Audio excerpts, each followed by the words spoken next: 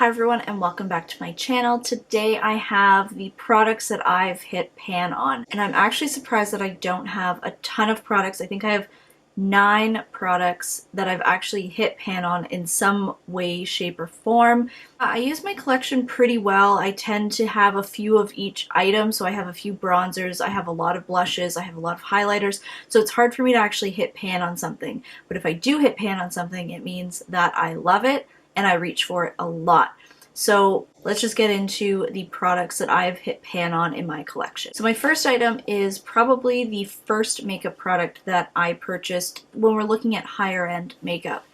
And it is the Urban Decay Naked Palette, the first one. And I've actually hit pan on 3 of the shadows. The first 3. So I've hit pan on Virgin, Sin, and Naked. Virgin is a really great highlighting shade, so I'll put that on my brow bone or in the inner corner of my eye. Sin is a wonderful pinky champagne lid color, and then Naked to me is the best transition crease shade that you could ever imagine. I've also made dents on Sidecar and Buck, but nowhere near hitting pan. But yeah, these 3 for sure. And if I had the opportunity, or I really did finish up these shades, I would most likely just buy them single pans, and then, I would keep the rest, but these 3 I would definitely reach for continuously with single pans as well. So the next item is actually technically still the same item. It is a duo from Urban Decay, and this duo has 2 shadows in it. Obviously it's a duo. We have Mushroom, which I've not touched at all, and then there's Sin. Which I've also hit pan on in the Naked palette itself. I picked this up, I believe, at a swap or something a couple years back, and of course I just keep reaching for it, especially when I travel. If I don't want to bring the full Naked palette, I will just bring this duo so I can keep using Sin. It's probably one of my most favorite lid shades ever. Continuing on the lid shade trend, I have another lid shade, and this one is by Elizabeth Mott. It is the Pop Goes the Shadow in the shade Champagne, and I've hit pan so much on this that you can see this. It's actually like the grid lines underneath the shadow you can see. While Sin is a really good champagne-y shade that has more of like a pink lean, this is definitely more of a true champagne with a little bit of a slight light gold lean to it. There's a trend, obviously, because I'm gonna reach for certain products a lot, and again, it's another eyeshadow and it's another lid shade. Now this is less of a champagne-y shimmery shade. This is by Mercier. It is the eyeshadow in Sandstone, and you can definitely see that I've hit pan there. What this is it's basically, it's slightly shimmery, not really. It's just more of a satin finish. I really like this on the lid when I just want to look like I'm barely wearing any makeup. So I'll do this on the lid, and then a really light brown like Naked from the Urban Decay Naked palette through the crease, and then that's it. I just really like the way that this applies. The pigmentation isn't awesome, so I do have to layer it up. But you can see it's just that little bit off from my natural skin tone, and it does have that really nice satin finish that I do like. I haven't reached for this a ton in the last little while, but it is a really nice neutrally lid shade for someone that's as fair as me. Okay, so the last of the little tiny eyeshadows, this one is by Bare Minerals, and it is the duo in Top Shelf, and I've talked about this a lot in the past, whether it be on my blog or on here. Basically, there's 2 shades in this. It's Mixologist and Cognac, and surprisingly, when I went to go pick this up, I knew that it was gonna be part of this video. I knew it for sure. But I really thought the Mixologist was going to be the one that I hit pan on. But instead, it's actually Cognac that I have. You can barely see it because of the reflection of the shadow. But it's just such a, look at how reflective that is.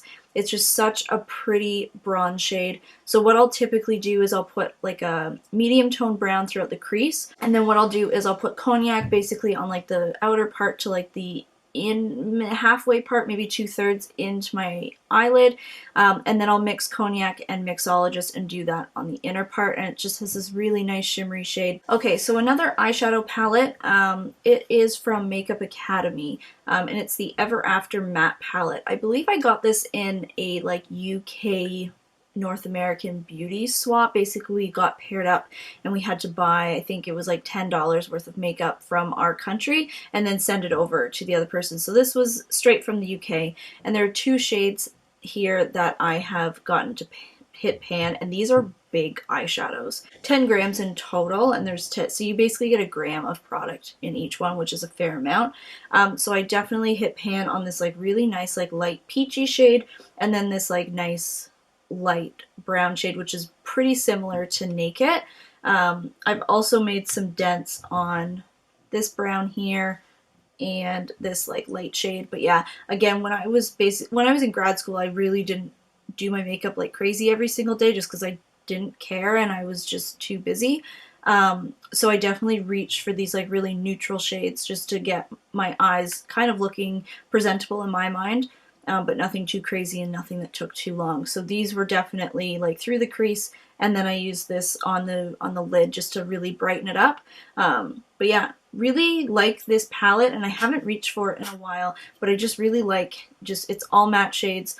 It's really great for travel as well because then I have a whole bunch of different like shades to put throughout the crease and stuff. But yeah, I was really happy with this palette. I hope that you can still get it because it is a good staple to have within your collection. Okay, and then I have 2 face products, and these are obviously the easiest ones to hit pan on, and this one is basically almost done. It is the Maybelline Fit Me Set and Smooth Normal to Dry Powder, and I'm in the shade 110 Porcelain. It's almost all gone.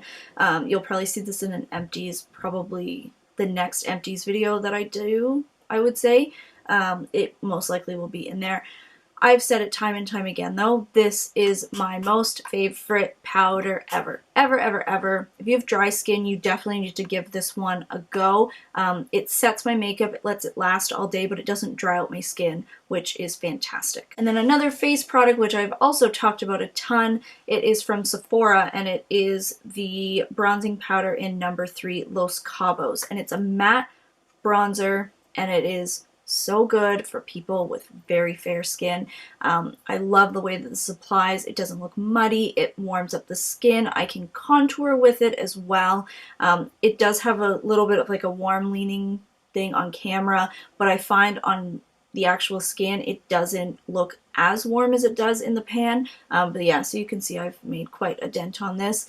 Bronzers are hard to finish though. Like this one's lasted me, I want to say at least 2 years, and I, have that. I do have a couple other bronzers that I use, so that's why it's not completely used up yet, but I also have a backup waiting for me already because I didn't know how fast I'd get through it. Okay, and then I had to give an honorable mention. I haven't actually hit pan on this, but the fact that I can see rings in the pan, and there's such a deep, like, crater that I've created within it, and the fact that when people see this, that makeup lovers, they kind of gasp and they're very surprised that I was even able to do this. I've almost hit pan on the Champagne Pop by Becca.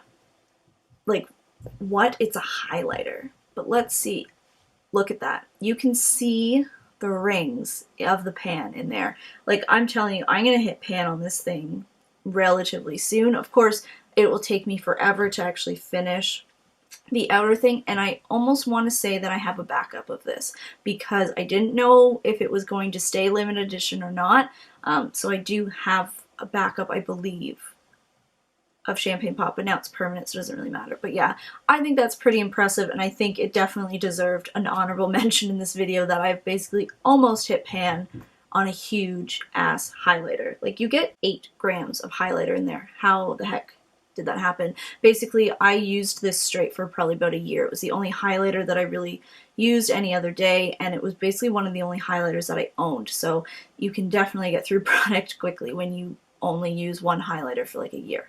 Okay, and that's it. Those are the products that I've hit pan on. Please let me know in the comments below what products you've hit pan on or just completely finished up when it comes to makeup. I find that these are the hardest things to kind of finish up and they don't get mentioned in empties a lot. So I wanted to make sure I got a video out there to show what kind of products I've been using up slowly but surely. Make sure to find me on social media, Facebook, Instagram, Twitter, and Snapchat, always linked down below. I hope you guys have an amazing rest of the day, and I will see you next time.